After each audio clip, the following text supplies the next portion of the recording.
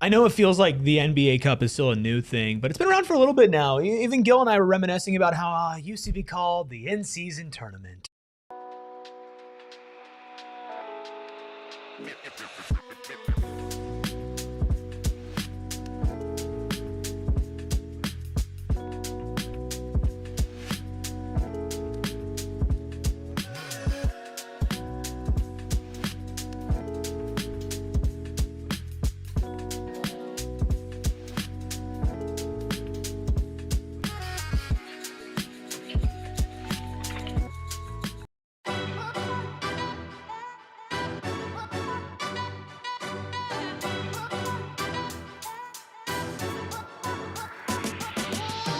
Psychos and sickos unite for a dark horse edition of the PHNX Suns Show. Of course, brought to you by our friends over at Bet365. Download Bet365 app. Use code PHNX365. Deposit 10. Place a bet for 5. Get $150 in bonus bets. I'm Eric. That's Steven, Espo, Gil, and the Freckled Mamba behind the Mac, making all of the magic happen as we gear up for the knockout stage of the NBA Cup. But thank you all for hanging out with us on a Tuesday afternoon in chat. Hit that like button, hit that subscribe button, become a member today like TJ, Elko, Kara, Matt to the power of Joe, Aaron, and so many of you who get access to exclusive emojis. I see you in here, Kev. You're not shadow banned today, plus also exclusive content as well, extra mailbag from our earlier edition as well last week. So much fun stuff becoming a member. We've got a lot to get into today. We'll briefly talk about last night's game. We'll preview tomorrow's game. Can the Suns beat the Thunder? Are they one of, if not the most dangerous teams in the NBA Cup? We'll give our Cup predictions. And yes, for the first time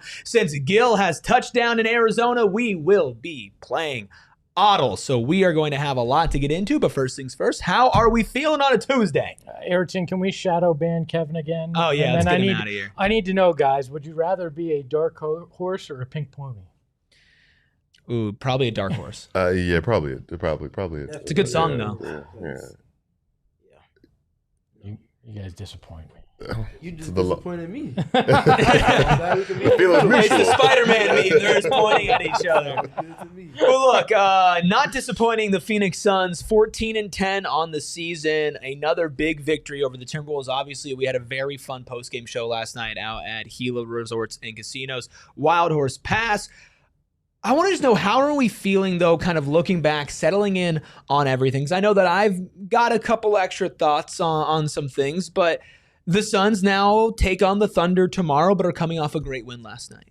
Yeah. Can't let tomorrow's test overshadow so much how impressed we were last night. Obviously, learning our lesson and counting this team out. All four of us are guilty. Maybe it was a reverse jinx that we had going on with that, but I mean, really what it is, and we've said it over and over again, honestly, to the point that we're just maybe don't need to say it anymore, that regardless of who's suiting up for this team, they're going to fight. It doesn't matter who they're facing, how healthy the other team is. They're going to give themselves a chance. They did last night. They did what it took to get that win, and it's really impressive, and also good momentum going into tomorrow's test.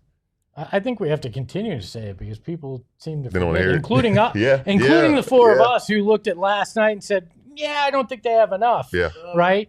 Some of that context matters because if Dylan Brooks didn't play, and you see the word Achilles attached to the injury report, I think everybody has that reaction. And tandem with the top two scorers both being out. Are we sure they couldn't have figured it out though? Like I'm starting to feel like on any night you can't doubt this group, including a night like tomorrow when you're playing OKC, because every time you seem to doubt them, they wind up doing something you don't expect. Down Devin Booker, down Jalen Green, without Dylan Brooks at times, and they're still finding ways to do this. I think we have to continue to say it until we all just stop doubting them at any point. Well, and I think that's why when we look at tomorrow's game later in the show, it's why the show is titled what the show is titled, because this Suns team has proven they could beat anybody, and they have been one of the most competitive teams against the Thunder this year. But just real quick on last night, you mentioned Dylan Brooks. We got a tweet from Gambo saying that he thought yesterday that Dylan Brooks was not going to play with the sore Achilles, and he was very close to not playing, but he got treatment all day and battled to get in that lineup. Says Dylan Brooks has changed everything about the Phoenix Suns, everything. As much as I love toughness and we want to applaud players for going through and playing, that feels like, Steven, an injury that if you are close to not playing, you don't play. Because even though he got through last night's game healthy, like knock on wood, whatever you want to do, touch metal, all that, that's not just going to go away. Yeah, that was my whole thing with in pregame, saying that if there's any doubt, like even a 0.5% of doubt, it's not worth the risk in December to put him out there, because when does it end? The games are not going to stop coming in succession with one another. And you have at least one extra game added to your schedule at this present moment as well. So, like, how do you navigate or maintain or manage an Achilles injury? I just don't understand that part. And that's why, in the back of my mind, which I also mentioned yesterday, maybe it's just that they had to put something on there because he had an injury that was going on, or like whatever the case was. Having a big A word attached to any injury report is going to get attention, and not in a positive light. I feel the way you guys feel with it, but I also realize if he doesn't get hurt, everybody's going to point to this and go, Dylan Brooks, look at that. I mean, very much like Gambo did.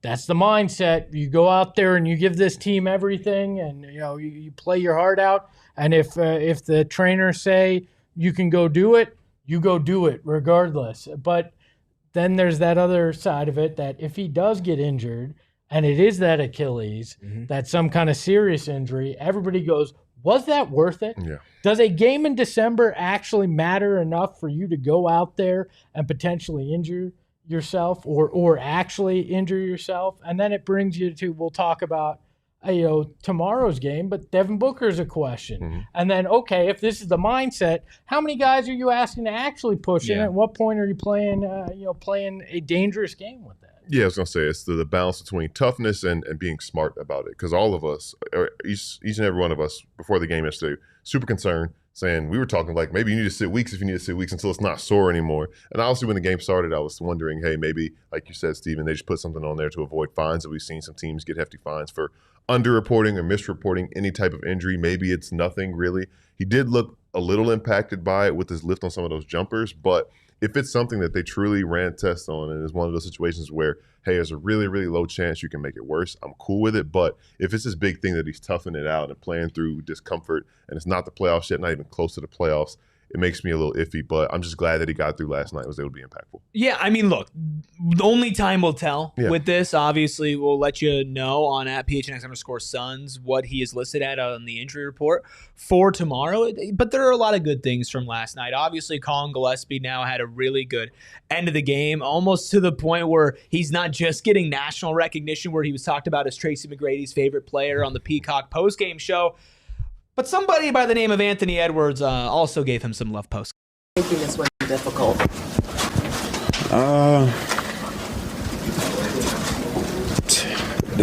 Number 12, pretty good at basketball.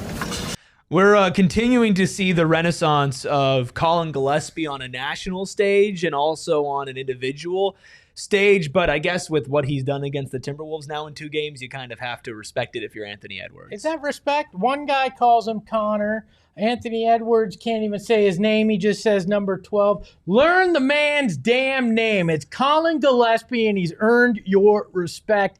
Put his name on it. I mean, I'm pretty sure he knew his name. He was just playing semantics. He didn't know Jake LaRavia's name. Another number 12. But the point is, he's not trying to give anybody extra credit in any capacity. So it's a ploy. It's a bit. It's whatever you want to use adjective-wise to describe it. But yeah. Yeah, I mean, obviously, just to call him good at basketball and the fact that now he has those 2 memories. Last night's performance, 3 threes, the game winner a couple weeks ago. Like, that's now a thorn in Anthony Edwards' side. So he is well aware, and maybe he's just trying not to give any more fuel to the guy who's already got fuel. And a team that we mentioned last night, which we didn't talk about on the show, but won the season series, got the season series locked up. So if they stay close in the they only play one more time, so got the 2-0 win. It's big. It could come handy. Yeah, I'm sorry, but the dude crotch chopped on my home court. So any chance I get to give him crap, I'm giving him crap. That's fair. You can't get back until you get back in the playoffs. So Look, you only got what you got so far. Okay, we've got this losing streak against the Timberwolves that's been snatched so far this year. So that's been a nice breath of fresh air. Also a breath of fresh air, Steven, is this defense that the Suns have continued to rely upon and lean on. I think that's, especially when we get into tomorrow's game, what they're going to have to really go into and again lean on against the Thunder. I know you pulled some really good stats, just kind of painting a picture about how dominant this team has been on that end of the court. Yeah, I think their game plan and discipline, but the adaptability, not just in game, but from matchup to matchup, opponent to opponent, it's not the same. They didn't defend Shea the same way they defended Anthony Edwards, and obviously defended neither of those two the same that they did Victor Wembanyama. So that ability to adapt to matchups within one game, across multiple games, and obviously with the team involved is very important. As you look at their activity, this is the side of the basketball that they dictate to their opponents with. So when you look at the stats and you just kind of look at everything that it is that they're doing on that end of the floor, first in steals, almost 11 a game, 17.2 opponents turnover percentage, number 2 in the NBA to only the Oklahoma City Thunder, 21.4 deflections as a team, number 4 in the league. And with deflections are only as good as you gaining the possession from them. Sometimes it's okay to deflect and not get it back, but you want to deflect with intent to gain a possession and then go score on the other end. So to that point, 6.1 loose ball recoveries, indicative of the deflections, tied for second in the league. And then the last one is taking opponents on average 6.2 seconds to get into their first action. And that's because of the extended pickup points that they play with, the ways that they control a possession because of those extended pickup points, and the way that they are just active in their defensive shell. I feel like we've seen a lot more shot clock violations by opponents this year as well, and that speaks to them not being able to get into those sets until that late in the shot clock as well. Yeah, one thing we talk about connectedness or alignment with this team, and that defensively, when you talked about different guys, and it's the NBA, right? So every team usually has a perimeter guy who you're worried about, but guarding them differently just shows the buy-in that they have defensively, and then believing in what they're doing and what Coach Ott and the staff is asking them to do, because it is different challenges from different guys, and giving them different looks. And I think that is showing in the numbers that you just pointed out. Well, and I think when you look at it, right, when you look at this roster, this is a roster that was widely lamented. I know Bill Simmons, Zach, this is going to be a really bad defense, but nobody thought this was going to be a great defense. Right. I think we all thought they were going to be scrappy. They were going to have a good identity. I said they could be top 10. Top 10. Top 10 great is up to you, but I said it could be top 10 is potential. And I think with some of these numbers and even more that you have, Steven, they're not just a great defense. They're borderline elite now at this point. And again, still shorthanded and missing guys throughout this entire season. Yeah, when we get this next graphic up, you'll kind of see more of the picture that we're painting with them dictating with their defense. So look at them and their average pickup point, which I spoke to in the last slide. 47.4% away from the basket on average is when they're picking up the ball handler that's looking to initiate offense. They're also 5th in the league in terms of percentage of possessions where they're picking up opponents in the backcourt, 23.3%. Their switch rate, which we've emphasized, is top 4 in the league right now. They've gotten as high as number 2. They're at 31.3% of those that they're switching. 46.2 points allowed in pick and roll per game is an elite number in terms of taking something off the board from opponents. Teams don't score comfortably in there. And then the last one, they're 11th in defensive rating in a non-garbage time setting. So take away garbage time minutes, they're number 11. And they've been as high as top, I think, 4 at one point in the season so far. So they've been really good with that. Last one, they're number 2 in points off turnovers on average this season. Yeah, because I was going to say, the thing we talked about, like looking, especially when you're picking up, not full court, but picking up at a certain spot and making the offense start out further. And something we've said a lot, when you're just throwing a team off ever so slightly, it throws everything off. And you take a few more seconds to get into that set, then those late shot clock things happen, like you talked about, Espo. So I think those are the impressive things, and the fact that they're consistently doing it is the effort thing, the blue collarness that we talk about this team, because it's very easy to fall out of those things and not do that, because it's hard. Those are hard things to do.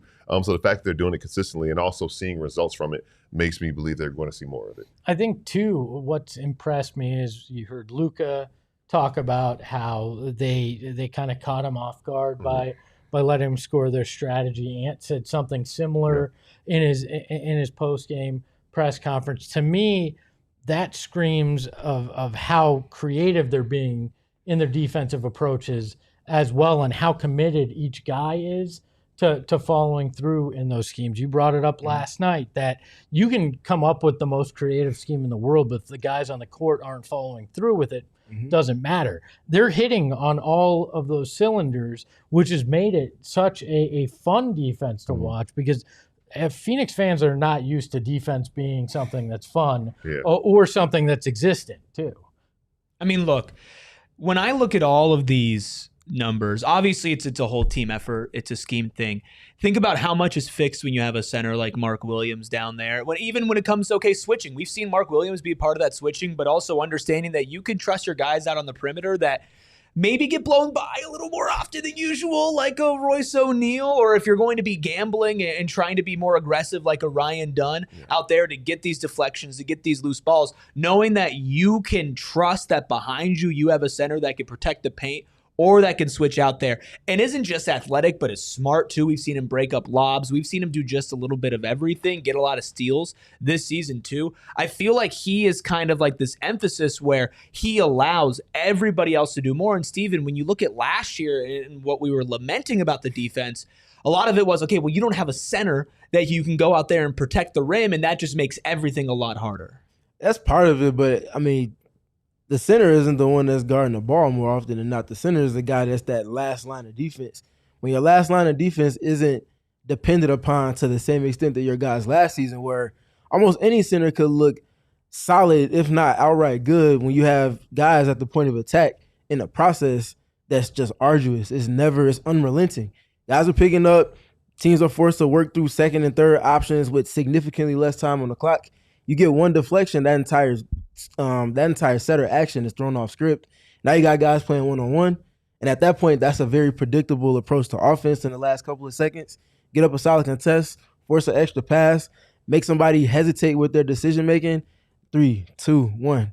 Time's out. Is it simply just Dylan on that point of attack that you're looking at, or is there somebody else along with him that you think has had that impact? Oh, yeah, it's definitely Dylan, but it's more so Colin and Ryan in terms of who spent the most time guarding those guys in the backcourt and then getting them into their defensive shell and the way in which they want to do it. That sets everybody else up for success, again, in process. That's their process. They want to be picking up guys that far away to shrink the shot clock. It's kind of merged the 2 points that you guys were making. You know, the guys on the ball have more comfort and being more aggressive, knowing who's behind them, like you were saying, because, you know, even if it's not a block shot, it's a disruptive shot. It's just Mark taking up a lot of space. We talk about how tall he is, how smart he is as far as knowing where he needs to be. So I do think it gives you the luxury to play a certain way defensively, have a certain level of aggression that we've seen with this team, and also be assertive in picking their spots and when they're more aggressive than others. Well, and the last thing on this before we hit a break here, where you also see Oso Godaro come into play, is that he has been a center that's been really great at switching, but the Suns have had good defensive minutes from their center pretty much whenever those two are on the court. And no matter who's playing, even a Jamari Bouye who's checking in and he's playing with the bench. Like, it's a symbiotic relationship. You can't have one without the other, and they're both making the other one's life easier, and they're being put in the right spots, right? And like you mentioned, Stephen, what was the beginning of this that kind of ties it all together is Jordan Ott has this plan when he's going up against top-end talent or he's going up against anybody that has confused or made a lot of players uncomfortable, the greats of the greats that you've seen this season. It's a perfect blend of coaching and then top-end players and then bench players, the big men, the people guarding on the point of attack. You don't get these numbers in this elite of a defense if you don't get all of that married together. Yeah, exactly. And I think there's the detail, again, on opponent to opponent in terms of matchups. Minnesota is one of the better corner three-point shooting teams in the league. And I kind of spoke to it a little bit last night, but if you go back and watch them on defense yesterday, the rotations they're making, first of all, you know they like to get in the pick and roll. So you take away the roller with your low man being aggressive, but you're leaving somebody in the corner that's open. For a team that likes to take those shots, that's not positive. But if you have a rotation built in there to where someone's covering up for that guy that's helping in pick and roll to go run off that guy that's in the corner, make them make an extra decision, this is all happening after the extended pickup points. And you might get a deflection within that. Now you got teams working up against the shot clock consistently.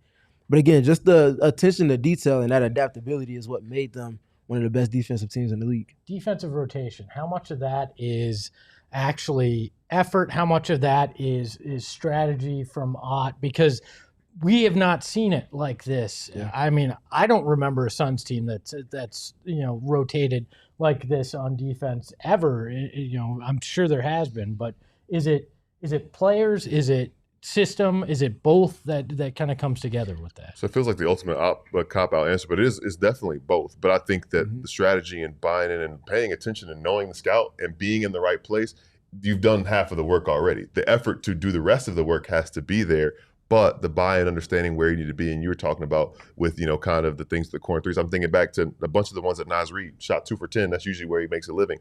He was thrown off ever so slightly again, and he felt like he had to make another decision or rush it. So I think when you're in help side and you drill it. And once these habits become second nature, it should become easier in the game. I think we're seeing that with the Suns team. Let's keep this defensive conversation rolling as the Suns gear up for the Thunder and tell you why they are the biggest dark horse and one of the biggest threats in the NBA Cup. We'll do it on the other side of our first break. APS is always here for you because they want to help you save money. And especially nowadays, the weather is fluctuating. One day it's cold, the next day it's 85. It's just the Arizona special. And unfortunately, that comes with fluctuating costs as well when it comes to your energy. And that's why you need to get your hands on a smart thermostat. A smart thermostat from APS helps you take advantage of lower cost off-peak hours to make sure that you're spending as little on energy as possible. We know around the holidays, every dollar saved goes a long way, but also let's talk about the actual energy, your energy, because you can be what I like to call lazy. And you can just pull out your phone, adjust the heat, adjust the cool air, or maybe just turn everything off and just say, hey, it's nice outside. We're going to open up some windows. Don't want everything running. Well, guess what? You don't have to get up and do anything. You can just pull out your phone and adjust your temperature. And right now, APS customers can get a new smart thermostat from as low as $0 at aps.com/sale. Shipping and taxes not included. Other restrictions apply. Gil is an expert when it comes to our friends at Bet365. The man can't miss. He's a sharpshooter. He's missed a couple times. Well, no, I refuse to believe that. Gil knows everything when it comes to it, just like Bet365 knows everything when it comes to running a great app. If you want to be part of Bet365, you got to download that app today because 90 million users worldwide use it. They have over 78 sports that you can live in-game bet in. I didn't even know, I've said it before, that there are 78 sports that you could do that for. But right now, they've got a special deal just for you. Breaking news. New customers now get $150 in bonus bets when you bet $5, win or lose. Sign up using that promo code PHNX365, deposit $10 and place a bet of $5 to get $150 in bonus bets if you win or lose. Bonus bets can be used on spreads, totals, player props, futures, and more, whatever the moment. It's never ordinary with Bet365. Must be 21 and over, physically located in AZ. If you or someone you know has a gambling problem and needs help, wants help, call 1-800-NEXT-STEP, text NEXT STEP to 53342 or visit problemgambling.az.gov.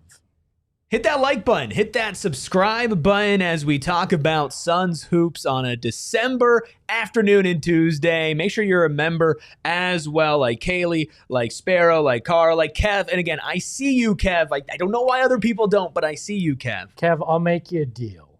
If you have something really important that you say in the chat, I will read it so everybody can hear it. But I'm going to judge if it's important or not. So I'm the arbiter of that. The arbiter of importance. But thank you all for being here. We're talking Suns defense. We'll get into the NBA Cup here very shortly. But Steven, just to put a bow on this defensive conversation, do you feel like there's a little part of it that we haven't acknowledged so far today, or we haven't given enough credit so far this season as to why they click so well? I mean, I can continue to emphasize being a team that picks up so high up the floor. That, like, I can't explain it better than just imagining the shot clock. If a team gets into their actions easily and you have 22, 21 seconds to work with, even the worst offenses can create at least 2 advantages out of that. And that's what the Suns last year were working up against. Nobody was picking up the ball past half court outside of Ryan Dunn. He was only on the floor for 24 minutes on average. And obviously in many pockets, he just wasn't playing at all. So if no one's doing that, and teams know coming into a game, it's okay if they score because we can just get it in, get across the half-court line with 21 seconds. Make them rotate one time because they can't defend, and now you have them at your mercy. That's not the case with this team, and those kind of layers of pressure that they have built in makes it tough. And then the last night's game, with those closeouts to the corners, the guys trying to get the ball to the corner and shoot threes, they were just taking away that angle. Dylan Brooks rotating over to help him pick and roll. He's basically doing jumping jacks to make sure the ball can't get to the corner. That makes someone make an extra decision, tick, tick, tick, tick, tick. Not a shot clock's working up against your back, and they're right where they want to be. I gotta ask this because I tend to be. I'm an anxious person. I'll just say that. I have an anxiety disorder. Not gonna a lot of Probably people. because of the Suns, right? Yes, from 40 years of watching this team, yes. Is it sustainable? Because my biggest fear is this has been fun, but at some point they backslide defensively. Have anybody seen anything that makes them believe that it's going to backslide? Because when that anxiety in my head takes over, the visual that I see doesn't always stick in my head. It feels sustainable. One, like, since people in the chat said, it is a young team, and young teams have energy, and they can continue to do the things that they've been doing. Their guys going to come back, which means they'll be deeper and have more depth and have fresher bodies to continue to do those things. And also the buy-in, like I've said before, like, it's successful. So it's not like these guys are questioning what they're being asked or told to do. Winning is fun. If this is what the price of winning is, doing this, I think they can continue to control what they can control. I also think that if it was going to backslide, we would have probably started to see it in different periods of time so far because, look, we're in December now, okay? We're over 20 games into the season. I know that there's still a lot of basketball to be played, but if this was a total fluke and mirage, they've played enough teams and they've played enough good talent to be like, oh, okay, they had a nice little 2-week stretch. They played the Pelicans and the Pacers and the Mavericks, and then it got real. And they've responded well, and they've done it against good players, and they've done it, like Gil said, shorthanded. There will be nights where it backslides, but I think overall this is what they've built their identity and culture on. And, you thanked Matt Ishbia in the front office last night for building that identity and culture. I'm thankful still. I don't think that backslides. I get what you're saying, though. Like, I hear your anxiety. Kara hit the nail on the head. I'm traumatized. And you know what? I think a lot of us are trauma bonded as Suns fans. So I look at it and it feels like that's not the case, but I wanted to ask just to make sure that I had everybody feeling that's why it's important to watch the season as a whole, because maybe they are a one-trick pony, but the fact that you've seen it not just be, okay, they did what they did to Wemby and then they had no other way to take things away from other opponents. We've seen them do it multiple times through this first 25 games of the season that they're in so far. And I think that adaptability in game plan and seeing it work in multiple different iterations without Mark Williams, with Mark Williams, without some of your other key pieces, I think matters more than anything else. So sustainable, yes, and we will see the depths of how sustainable that is to come, but they're right where they want to be. And one thing on what you said a little bit ago about the extended pickup points and forcing people to be uncomfortable, I think we saw that against Minnesota. A lot of turnovers, a lot of trying to force the ball up and then somebody else getting ready to take advantage of it. We saw it against Houston in that first quarter that was successful for them, of making these teams uncomfortable.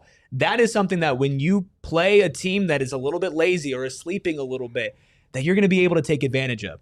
The problem is tomorrow's game, you're not playing against somebody who's lazy and who you could take advantage of. And I think as we shift focus towards the NBA Cup here, and before we talk about the Thunder specifically, Gil, I think a lot of people, they hear, oh, the NBA Cup, oh, the Suns have advanced in the NBA Cup.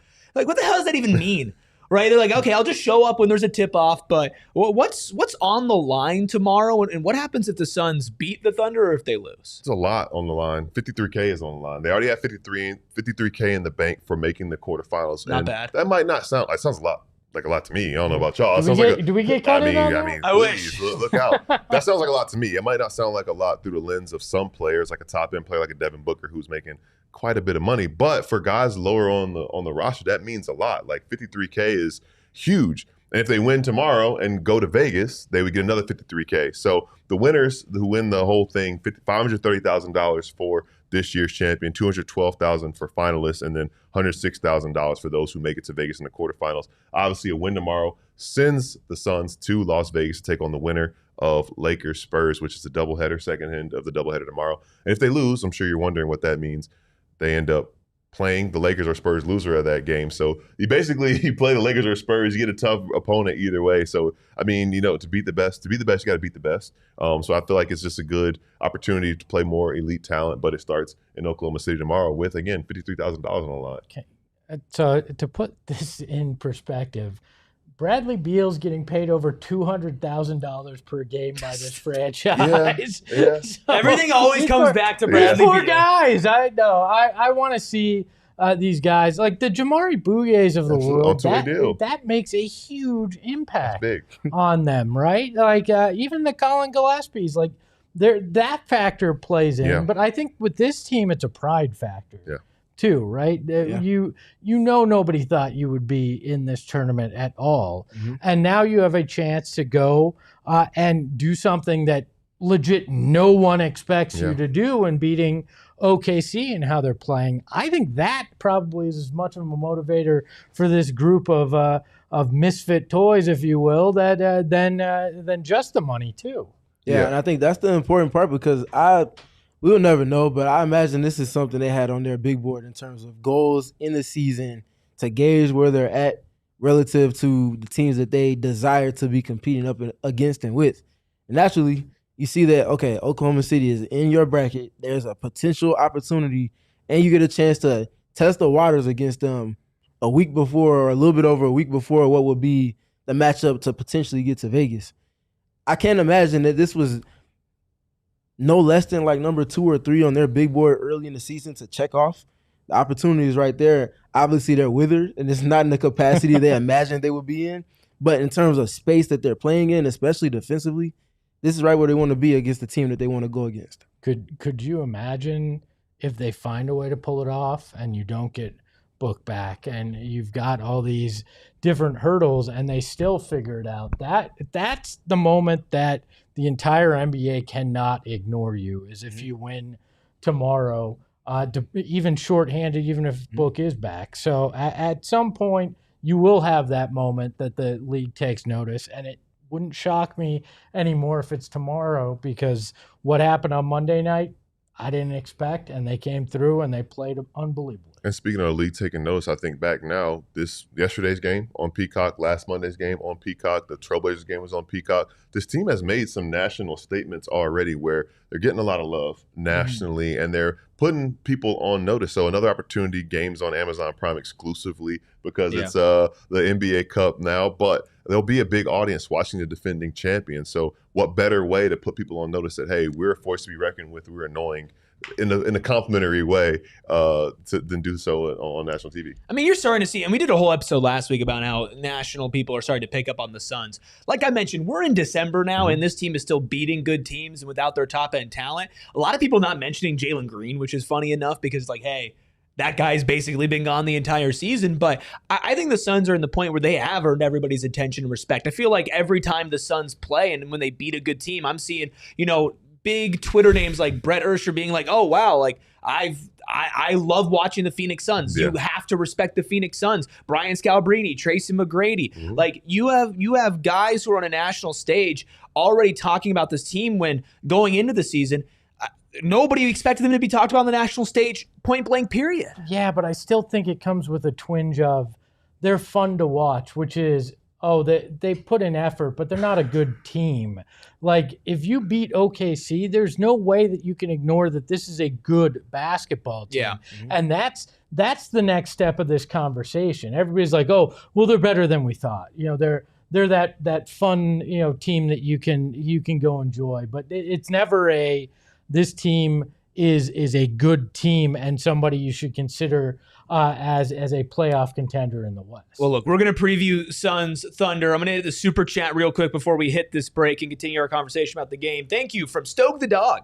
$5 super chat says, so what does Mini Nash have to do to get the starting role? No offense to the Grey Wolf. I love that nickname for Jamari Bouyes, but I just don't think that he is going to be in conversation for the starting role. Oh, they both have that great hair. Yeah, that nice, long, luscious locks. I mean, realistically speaking, I think it would just be everybody is back healthy and then Grayson continues this slump and Colin is back to what he's been at, and then maybe Coach Ott makes that decision. But I feel like that six-man role is perfect for Gillespie.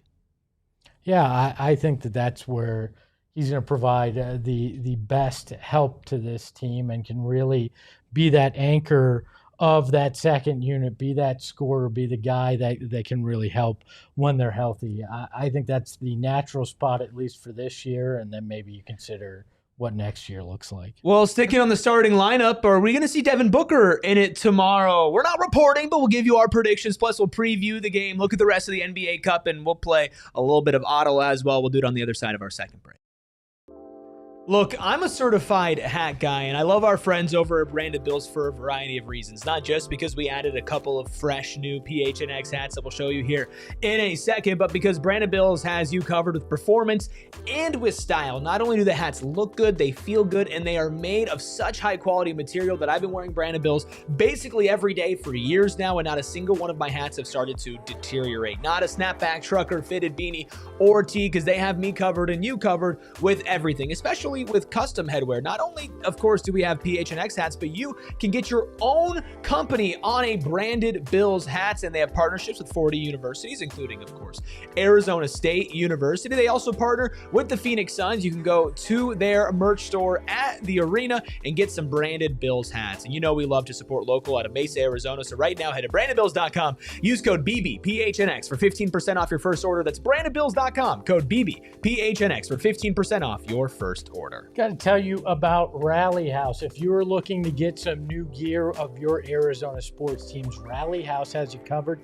And it doesn't matter where you are in the valley, whether you're in the West Valley in Glendale, you're kind of in Midtown in Tempe, or you live in Western New Mexico, where I live out in Mesa. They've got you covered. And the best part is, if you're looking for it, they have it. Jerseys, hats, t-shirts, heck, they have sunscreen, and they've got water bottles. Basically anything that you could put an Arizona sports team logo on, they've got it. And it's like my mecca of places that I go to get gear, because it is wall to wall Arizona sports. You're looking for Diamondbacks, Suns, Cardinals, even Coyotes they got out there. All the universities, they got everything that you could want. And you can find your local Rally House location online, and you can shop their entire product catalog at rallyhouse.com. You're going to want to get your gear today for the holiday season.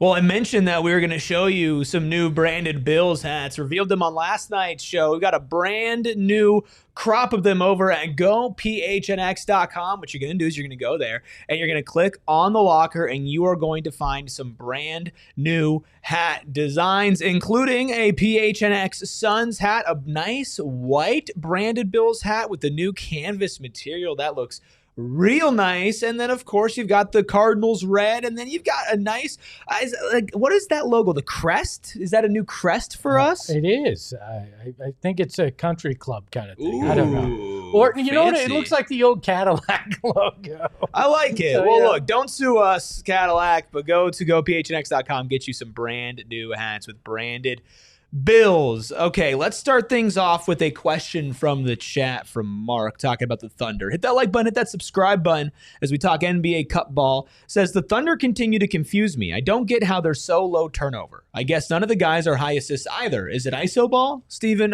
what would you analyze for the Thunder not being a high turnover team but not a high assist team either? Yeah, well, they make good do of their offense. So they have waves in which they hit opponents with, and because they do that, team is steady-handed at the point of attack, which will lead to more being made, or they're able to create lanes for guys to go get a paint touch, and once you get that paint touch, guys collapse, and then when they spray pass or kick it out, the defense is scrambling. And when you're constantly trying to play catch-up to their ball movement after drive, after kick out, after drive, after go screen, and you guys aren't on the same cue, and now the defense is just at a sudden lapse, another drive is happening. Shays might be getting to the free throw line. Jalen Williams might be driving and then throwing a oop to Isaiah Hartenstein, or kicking it out to Isaiah Joe in the corner for a three. And it's just rapid succession. They come at you in waves. Death by cuts is death by drives with Oklahoma City, and it's because of how organized they are with their approach in the half court. So how do we beat the Thunder? Right, the Suns, a very close loss to them in their first matchup, making the Thunder play deep into the fourth quarter, which is not something they've had to do a lot this season.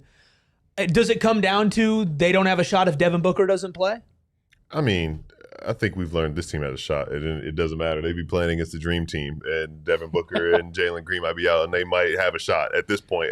Royce O'Neal dunks on Bird. Yeah, like they've earned that level of respect. But looking back to last matchup with the Thunder, a couple of things that I had my eye on that were part of the blueprint to beating this team. We talked about making it a little more of a rock fight, also outscoring them from the perimeter, outplaying their bench, and they played them evenly. They both hit 15 threes. The bench was tied 31-31. So, again, The Thunder have gotten stronger since then. Jalen Williams has kind of gotten his legs under him a little more. Shea, I don't know if he'll play. Probably will play. He missed the last game. I'm sure that was just a precaution. So I think those are two things that I would like to see the Suns do better. Also distribute the ball a little more. Had a little bit lower assist number than I probably would have wanted to see from them to hang around with the Thunder. But, if they can keep it under 115, the last final score is 123 to 119. Those are probably the big things as far as a roadmap to make it. Because there's a lot of things on that roadmap, but it's possible. Gil, you're 100% right. They could beat that 92 Dream Team because all those guys are 60 right now. Yeah. So look at that. Robinson has nothing for Williams. Oh, my God, another dunk. But I think you're right there. You can't overlook this team in any capacity, regardless of who's out there. Yeah. And just the fact that you only lost by 4 that last time out has to give these guys a lot of confidence going into this matchup. Well, and look, with Devin Booker, I think that they can win with anybody, right? Because that's the mentality that this team has gone with. But Steven, our friends over at All-NBA, put out some stats when it comes to double teams, and Devin Booker is the second most double-teamed player per percentage of touch in the NBA, only behind Giannis. We've seen them struggle without Book to create some pretty good offense and without getting to the ball. How do you overcome missing a guy that garners so much attention against such a good defense tomorrow? Yeah, move the basketball. You have to go get paint touches before anything else if you're not playing in pick and roll as much as you might want to. So can guys go win one-on-one matchups? Just go get a paint touch. I think that's really that's the best way to try to beat Oklahoma City's defense, because anytime you involve a second player in the action or a third player in the action, they're just too sharp in their shell at times. It's hard to confuse them even if you try to be nuanced with your approach, and their communication is top-notch.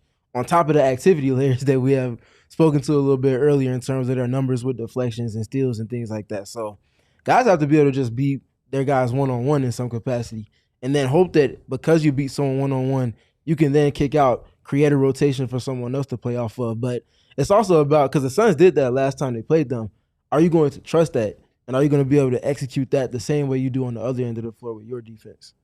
Look, I think there's a lot that the Suns can do tomorrow that could help them win, but finding a way to guard Shea without getting him to the line, like he's going to get to the line, but without letting it get out of hand might be the number one thing, because one of the problems that we've seen with the Suns is that they can get a little foul happy, and maybe that can get them off their rhythm a little bit. It's going to be a big game for Ryan Dunn and for Dylan Brooks against Shea to try to, I don't want to say get him out of his rhythm, because you can never get him out of his rhythm, but don't allow him to get easy points at the free throw line.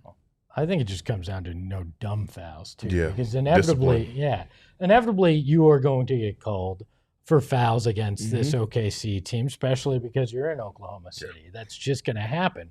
But don't do any of the dumb things that, play discipline, I think is the kinder way to say it. Like you said, Gil, and play within your game, and don't get those frustration fouls. I think this team can wind up getting those when calls don't go their way. Then they get those frustration fouls that snowballs, and you can't have that against OKC if you want a realistic shot. Yeah, because it's going to happen, right? Shea's going to put you in a position where you're stuck, and I think that there's like the fine line between baiting fouls and just being a very smart, manipulative offensive player. He toes that every now and then, but I think more often than not, he's just being very smart and manipulative, and that's just a part of his game. But like you talked about, frustration fouls 90 feet away from the basket. Discipline fouls when you're just biting for pump fakes that you know are going to come. I would call them scouting report fouls, things that you know a lot of those guys have their tendencies and you still bite for them. You have to limit those. You don't have to play a perfect game against them, but damn near perfect to play against this team, especially in Loud City or whatever they call it.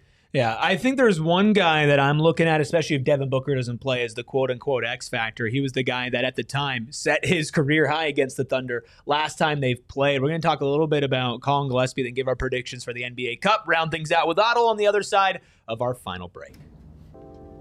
Gone are the days of the impersonal Christmas gift. No more gift cards, no more missing out on something. Somebody opens up a gift and they think to themselves, oh, that's not very personal. That's not very well thought out. No, Aura Frames is here to not just help you find the easiest way to gift something personal, but also to give something meaningful. Now, what is Aura Frames? Well, it's a digital picture frame, but it's unlike any other one that you've seen before. Unlimited free photos and video, and all you have to do is download the Aura app and connect to Wi-Fi. Hell, you can even preload pictures and videos in there, so if you've got grandparents or more technologically challenged family members and friends, you can make sure that's all set up for them. Plus, the gift box is included. Every frame comes packaged in a premium gift box with no price tag, so it makes your life so much easier. For a limited time, save on the perfect gift by visiting auraframes.com to get $35 off Aura's best-selling Carver matte frame, named #1 by Wirecutter, using promo code PHNX. That's AURA frames.com. Promo code PHNX. This deal's exclusive to listeners, and the frames sell out, so order yours now to get it in time for the holidays. Support the show by mentioning us at checkout. Terms and conditions apply. What would you guys do with $200? A lot.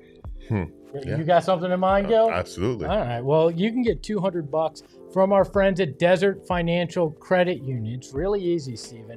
I'm sure you have a checking account, but you can open one today online with Desert Financial Credit Union. They can give you $200 in bonuses. It's just that easy. Who this time of year couldn't use $200, but you could also use an unbelievable checking account with a group that cares about you and cares about their community. Desert Financial has been here for 86 years. Yeah, it says 84 in the script, but I've been reading this for 2 years, so I know it's 86 years. So when you open a free checking account online with Desert Financial Credit Union, you're getting 200 in bonuses. Get started today by visiting desertfinancial.com/200, and you can get some of your favorite sports teams on your debit card as well. So do it today. Look, we are getting ready for Suns Thunder NBA Cup knockout round. Tomorrow we'll have a pregame show, a watch along, and a postgame show in our pajamas. So that is going to be super fun because everybody in here raised money for Big Brothers Big Sisters of America. I know Blue is super excited to see me in PJs tomorrow. I can't wait. What PJs are you rocking? You'll have to wait and see. I don't like that at all. It might be one of those old school ones with the ass flap. I don't know. We'll find out. I might not be on. I might leave. I think B Call wants you to wear that one. Look, we've talked a lot about how the Suns can stop the Thunder. How can the Suns succeed without Devin Booker? And there's a name that comes to mind to me, and it's Colin Gillespie. At the time, this was his career high when he played the Thunder last. 24 points, 6 of 11 from deep, 9 of 16 from the field, 4 assists, and 3 rebounds. That, to me, is my X factor. Steven, do you feel like he's going to play a very key role in upsetting the Thunder tomorrow? Well, he'll have to, and it's the offensive side. He has to be able to go get paint touches. I feel like we saw it a little bit later in the game when the offense started to hit a little bit more. They're going to need that, but they also need him to be sharp defensively. And the ways that Jordan Knott has decided to kind of shift in the way that he uses him with how teams try to involve him in action is as important as anything. He competes within that, but the usage of that has allowed for him to be more successful in the defense. And I spoke with him at practice last week about that usage of Colin defensively, and here's what he had to say. How do you watch Suns and Cavs film? That was a big thing in the offseason before last season. And as the season progresses into the playoffs is different. So, but definitely taking Darius in that case and switching them more. And these guys are incredibly competitive individuals, and that's Colin. Colin is incredibly competitive. He's tough. He's strong for his size. And then we'll build back behind him. That's where we're at right now. So we have it in our package to show, but we haven't had to do it a ton. Even with Jamari, they went to that a little bit. But when teams start to ISO and start to pick on guys, like it stops and stagnates ball movement. And that's a balance that you have to have as coaches. And we decided to stick with that in the LA game. But that's something that we have in our package. But, you hope you don't have to get to it too quickly because you got a competitive dude on the basketball and we have enough support around him. But, yeah, right now we're in a switch because Colin can guard. So I think that part, because Colin can guard that we heard before it came back to us, is important because, like I mentioned earlier, Espo and last night, schemes are awesome, but if guys can't execute them, how good can they actually be? So Colin being able to, if you watch him defensively, look at last night against Minnesota. Anthony Edwards wants to run pick and roll, bring Colin into action so that he has an advantage that he thinks is something to work up against. Colin does a good job of making that guy take a dribble or two back and have to make decisions before making one to try to get downhill. in that time, as guys are trying to load up to attack him, the help defense is also covering what's called the blocks and elbows. So by the time he goes to commit to a drive, there's a help defender at both directions that he can choose to go, on top of Colin doing a good job of guarding his yard. And because he's doing that well, everybody else can get in their shell, and then they can rotate out of that. Oftentimes, it either leads to a one-on-one shot, which Jordan not mentioned. When guys are matchup hunting, the clock is ticking, and the offense is at a complete stalemate. There's nothing else happening. So if the guy on ball is sharp, everybody else can be sharp because of it, and then the clock is continuing to tick, which goes back to our original point in the layers of their pressure defensively. I think that is the most underrated part of Colin's game to most people. A lot of people are focusing on the offense and how he's scoring, the way he's hitting threes, but that is just as much of an importance impact-wise is that he's been able to help so much with that defense. Would you guys say Colin is your X factor too, or do you have another name in mind for tomorrow? I mean, he is a X factor or an X factor, but I'm looking at Jordan Goodwin. Last game, 14 points off the bench against OKC. Was 1 of 5 from deep, and that's two of the things that I talk about as keys: bench scoring and 3-point shooting. If they're gonna give him that shot, he's knocked down 2 of them. I think if he goes 2 of 5, that's big. If he can get in double-figure scoring again, I think that would be big. The activity that we see on the offensive glass, the activity that we see of him just being a dog defensively. When we're talking about deep backcourts, the Thunder got a lot of guards, a lot of guys for everybody in the Suns guard room to be able to kind of just punch up a weight class and just compete with the Thunder, I think that Collins have won, but also need Jordan Goodwin to step up as well. Yeah, we paged Royce last night. It's Grayson's turn to pick up the orange courtesy phone. You're going to need him to hit his threes against OKC if you're going to want to have a legit chance to win. And it's also Grayson for me because he has to go get a paint touch. Yep. If they're putting a lot of attention on, somebody's got to do it. And if Colin's getting the requisite attention that his game, especially the last month now, has suggested, and we are operating in the mindset that Devin's not playing at this present moment, somebody else has to be able to go get a paint touch. That's what hurt them in the last game. No one else is really able to do that because Devin was getting the attention he was. If Grayson's doing what he did last night, 18 drives, a season high, and 20 points via those drives for the Suns, that's something that can help give them an advantage that they just did not have for a full 48 minutes in tomorrow's game. Well, look, if Devin Booker doesn't play, they're going to need everybody to step up. Everybody's going to need to be an X factor. Mark Williams, Ryan Dunn, Oso Iguodala, Jamari Bouye. Everybody is going to need to do something. Dylan Brooks, especially offensively, if Book doesn't play. But let's go ahead and take a look at the bracket here for the NBA Cup knockout rounds. Of course, we have the Thunder taking on the Suns, and continuing on the west side, the Lakers and the Spurs. Over on the east, we have the Magic and the Heat, and then the Raptors and the Knicks. Let's do some rapid fire predictions here. We'll save the Suns game for last. We'll start in the east. Just across the panel, who wins, Magic or Heat? Steven. Heat. Espo. No Franz Wagner. Yeah, I lean towards Heat because the Magic is trying to figure out some stuff with injuries. Heat, no Franz, and Paolo on a minutes restriction. Oh, man, I want to say the Magic, but I agree, especially without Franz. We'll go with the Heat. So we all have the Heat advancing. Who will they be playing in Vegas, the Raptors or the Knicks? I'll start. I think the Raptors going to win over the Knicks, and I think that's going to be a big moment for them in their season. They're kind of paralleled to the Suns, so I'll take the Raptors to take the Heat. Vibes are low in Toronto right now. I'm going with the Knicks. They've also won 9 straight over the Raptors. I mean, it doesn't mean anything. So the Raptors are due. Yeah, maybe. Yeah, maybe. Go New York, go New York, go. Oh, wow. I want to go with the underdogs in this one. The Knicks have been playing well, but the Raptors, their defense has been quietly elite. They've been, and a lot of those numbers I've mentioned with the Suns defense, right there with them. Pick up points, deflection, steals. All of that activity stuff can send a team off script, and they have some guys that can score the basketball on the other end, but it has to come after their defense. I think they can go and get it done in a one-game series. Spurs, Lakers, Steven, who wins? Is Victor Wembanyama playing? No. Lakers. Yeah, no doubt. Yeah, Lakers. Okay, I hate to agree with you guys. I think it's the Lakers too. So then Suns Thunder.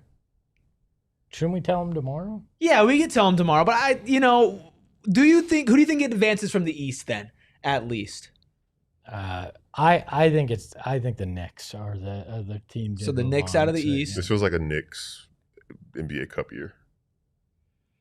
It's between the Knicks and You chose You said Toronto. Raptors. But So no, but I'm saying- Raptors Magic. So Raptors Magic. No, you said Heat. Raptors Heat. I said, Sorry. yeah, Raptors. okay. I I said said, Heat. yeah. So Raptors Heat. I have Miami going to the Cup championship. It seems like a Miami thing to And do. that right? I was feeling that too. But you know what? Let me roll with Toronto. Okay? Maybe the vibes are low, but nothing fixes those vibes better than some cold hard cash. Do we think whoever makes it out of the West wins? So Thunder, Suns, Lakers, Spurs. I mean, we think Lakers beat the Spurs. So out of the Lakers and the winner of Thunder, Suns, do we think one of those three teams will win the cup?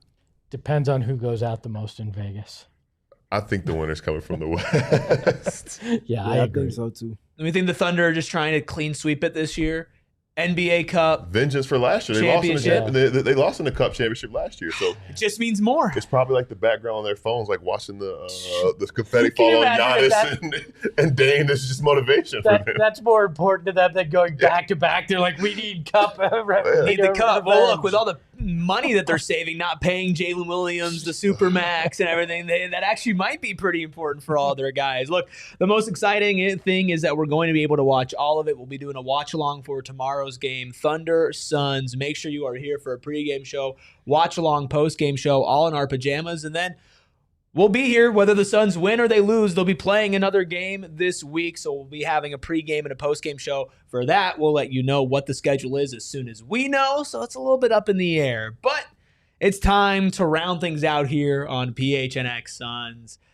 It's time for Otto. Now, we have to check in with the rules maker himself, Mr. Freckled Mamba, because that's a whole lot of zeros on the board, Ayrton. Yeah, it looks wrong to me. It's a whole lot of It zeros. looks wrong to good to me, me. and I did not sign up for, nor did I agree to any of this being even.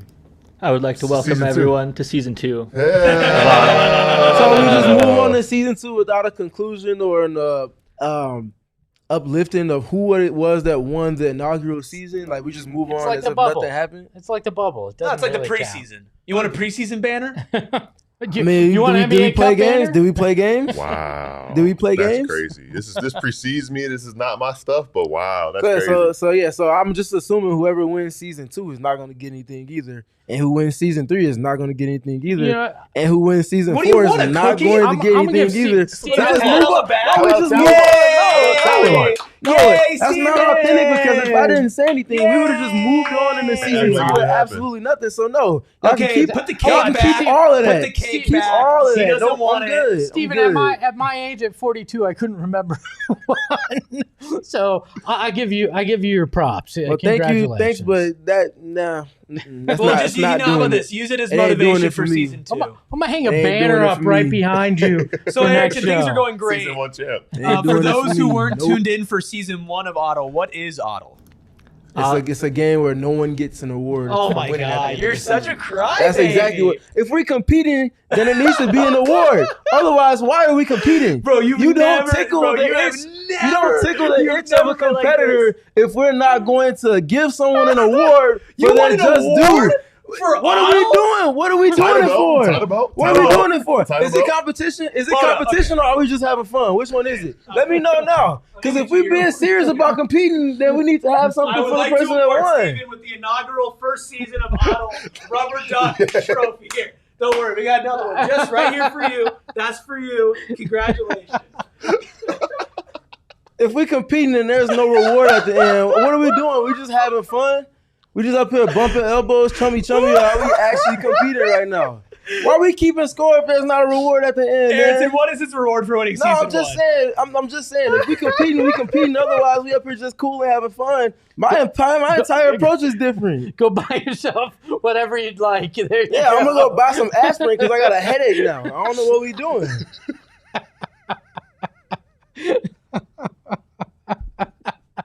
So, season 2. Hold on, that might be my favorite moment in our shows. That's crazy.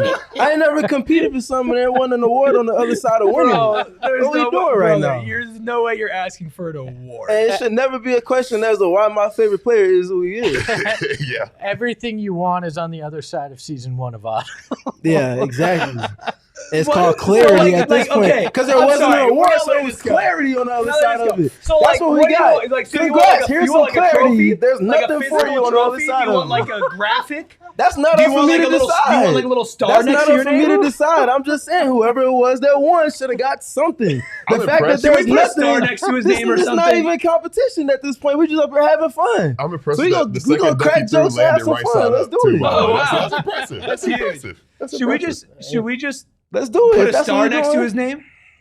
Like Steven is a winner of one season of Otto. Am I allowed to go? Yes, go ahead, Commissioner. Okay, so the original plan, which now has been vetoed by the commissioner, which is me, was that Steven was going to get his jersey raised in the leaderboard rafters on this screen that you're seeing. But because of recent events, the commissioner is going to have to go back to the board and see if that's still going to happen. Cool with me. My hand's still empty. I do have one question, though, for everyone in the chat that is not in agreement with the scores being 0-0-0. When you add a new expansion team, does that happen in the middle of the season or does that happen at the end of the season? We started Otto with 3 people, and then we now have 4 people. It just doesn't. How does that work? We got to start with zeros. So that's where I'm at. My faith is in the freckled goat as always. It's your game. Bro, he's actually mad. I'm chilling. What you mean? You are certainly not chilling. I'm chilling. You hit the highest decibel. You reached Eric decibels. Never. I Brother, could you are never. not chilling. I could never. All right, let's could play the game. never. Let's do it. And that was the conclusion of season 2 of Otto, everybody. Thank you for joining us. Okay, so let's hide the chat and then explain what Otto is for the folks who were not tapped in for season 1. All right, Otto is. We're just gonna get into it because we're just gonna get into it. You'll pick it up when you get it. It's a trivia game. Let's get into it. First question is, for 4 points in my final season of college, I averaged 15.6 points per game, 3.2 assists per game, and 3.8 rebounds per game in 36 games. Yo, this can be anybody in Suns. Anybody who has Anybody ever in Suns worn a history. Phoenix Suns jersey for a minute. Royce O'Neal will be my guess. Nigel Hayes Davis. Neither of those are correct. And also, to remind everyone, you only get one guess per round, per point round. Marquise Chris. Incorrect. Devin Booker. Incorrect. Okay. For 3 points in my rookie season, I averaged 3.6 points per game, 1.1 assists per game, 0.9 rebounds per game, and 9.4 minutes per game. This was all coming back from injury.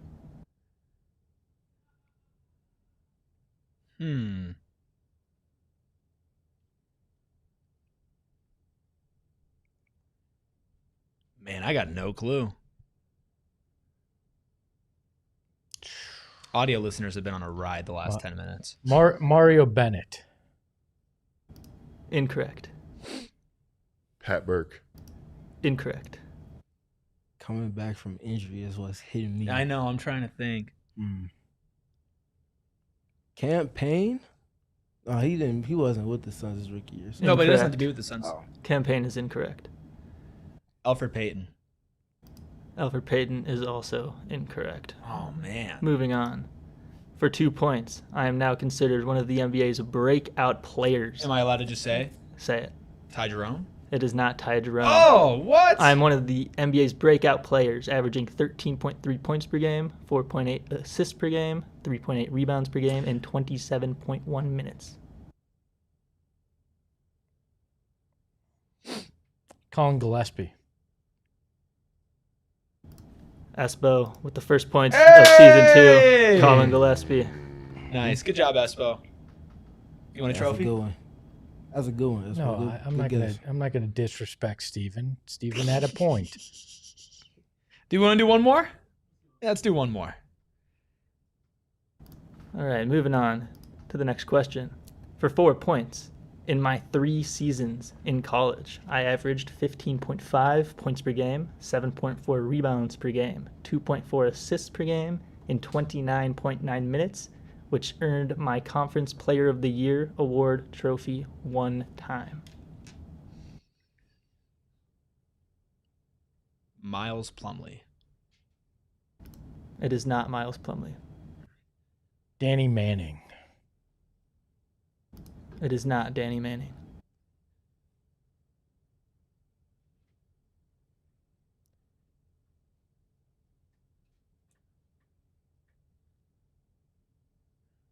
We get some like background music for this or something. Conference Player of the Year 1 time. Dylan Brooks.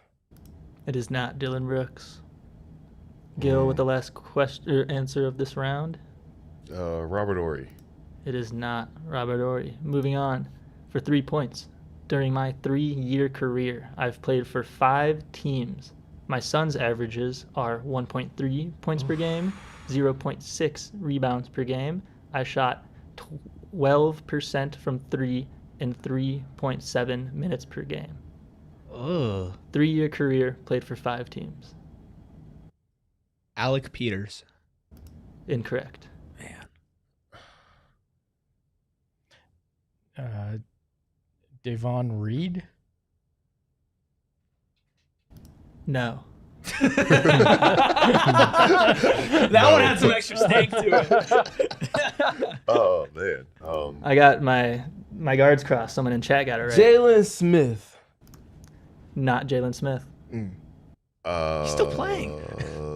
Dude, He's played for 2 teams. Or 3 teams. I have zero idea. You can punt if you want. I will punt.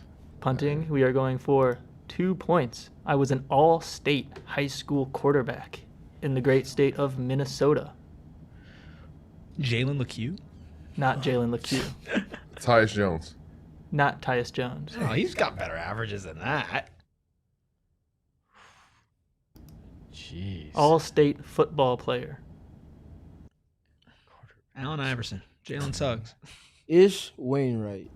Not Ish Well, Wainwright. he wasn't a He had quarterback. to be a tight end with that. But I like the though. thought. I like the thought. Bills legend. Yeah. Crap. All-state quarterback. From You think you'd get the Minnesota All-State one, Gil? From, Are you in good hands? Free ads. You're welcome, Max. Thinking Minnesota pasty white kid. Who do I got? I really don't know. I'm gonna Pat Burke. It is not Pat Burke. 2 Pat Bergman. Somebody in chat got it? Somebody in chat got it. My number 21 Suns jersey was only worn for 17 games. My number 21 Suns jersey. So obviously Nigel wears 21 now, but the number 21 jersey with this person's name on the back was only worn in 17 Phoenix Suns games.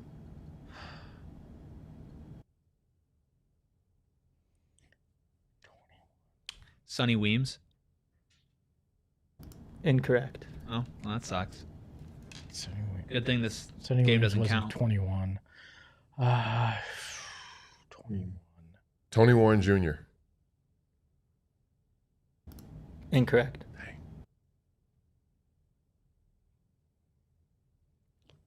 21. Oh my god. I'm gonna kick myself. I'm a numbers guy. I should. Reminder, anyone who's ever played for the Phoenix Suns, current, former, anybody. I don't know if that really helps right now.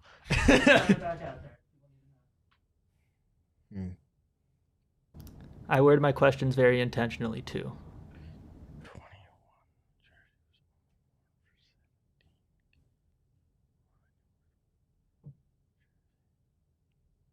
I wonder if there were 17 two games. guys that wore 21 that season based on the way you've worded this question. There's somebody listening in audio who's either screaming or ending the podcast right now. 21. I think I put like a timer. This is driving me nuts because I'm punting. I have no clue. This is a good one, Ayrton. Yeah, it's definitely a good one. This might be the best one yet. Quincy AC made me sad. We're leveling AC up for was- season 2. AC for is sure. really good. Do you play for UCLA? Usually I would say that that's not allowed to be answered, but because this is on 1 point, he did not play for UCLA. Yeah, I had a I'm guy- willing to give you guys the college and let you guys all guess Okay. again. Colorado State. Oh. David Roddy. It is Yeah. David Roddy. Boom. I Bang, would bang, not bang. have. I would not have guessed that Yeah. David Roddy was a quarterback. No, definitely big not. body David David Roddy Roddy. played quarterback is crazy. And so to he me. switched numbers when he was with the Suns then. Correct. Yeah. Remember the David Roddy revenge game in Summer League? Man, Yes. wasn't that a time? Yeah. Well, I that was didn't- fun. I didn't remember he wore 21. Good job on that. So Espo got 2 points, Yes. if I remember Was correctly. it 2 or 3? Yes. Espo got 2. I Two. got 1. Y'all are tied at 0 for the second season of Otto, but still a long way to go. Got you. Thank you to all of you who stayed with us through the award ceremony earlier and then talking NBA Cup and everything. In between, we will be back tomorrow, of course, for the pregame watch along and postgame shows. The Suns take on the Thunder for the second time this season, this time trying to take home a win and advance in the NBA Cup. We'll keep you up to date with all the injury news and everything in between over at PHNX_Suns on Twitter. You can also follow on Instagram as well. And of course, you can follow the Freckled Goat at Freckled Mamba, laying down the law. As always, you can follow Steven at StevenPG3. We're not worthy. Everybody, make sure you tweet your congratulations at our Audible Season 1 champion and give him all the love and praise on socials. It's not authentic. At StevenPG3. That's Steven with a PH because usually he balances us out. You can follow Espo at Espo. Catch him on It's Southwest not by my Bias doing this. every You might weekday bounce that. I morning. promise you that. You can follow Gil at Gil McGregor _. You can follow me at ERIKRUBY. And we got to find one of those rubber duckies, man. I think you might have broken one. We all silly like the mayor.